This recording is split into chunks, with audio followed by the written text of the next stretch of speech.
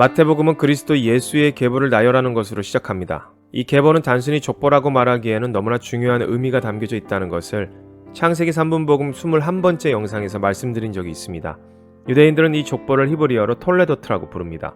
이 톨레도트가 왜 중요하냐면 이름이 기록된 그가 자신의 인생에서 선택하고 결정한 것들이 나중에 어떤 영향을 끼쳤으며 또한 그 결과가 어떻게 나타난 것인가를 말해주고 있기 때문입니다.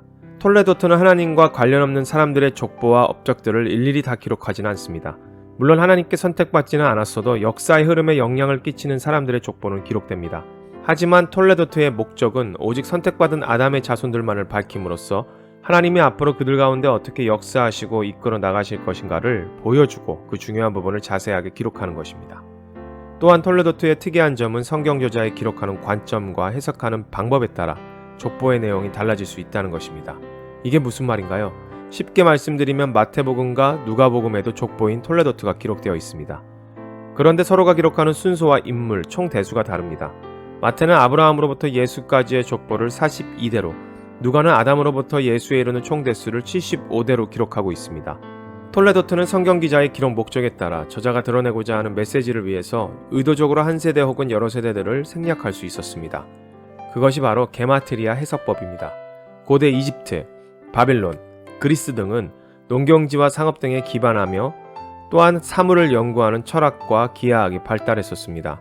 유대인들도 바빌론과 이집트의 영향을 받았지만 자신들의 종교와 언어를 활용하여 그들의 철학이자 수학인 게마트리아를 발전시킵니다. 예를 들어 마태복음 1장 17절에 그런즉 모든 대수가 아브라함으로부터 다윗까지 14대요 다윗부터 바벨론으로 사로잡혀갈 때까지 14대요 바벨론으로 사로잡혀간 후부터 그리스도까지 14대더라.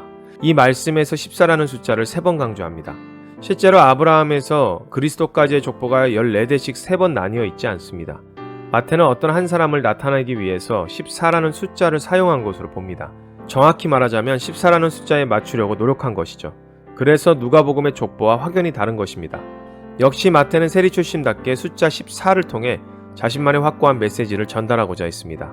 게마트리아 방식으로 14라는 숫자 값을 단어로 해석하면 다윗이라는 이름이 나옵니다. 유대인들이 다윗 하면 떠올리는 것이 무엇일까요?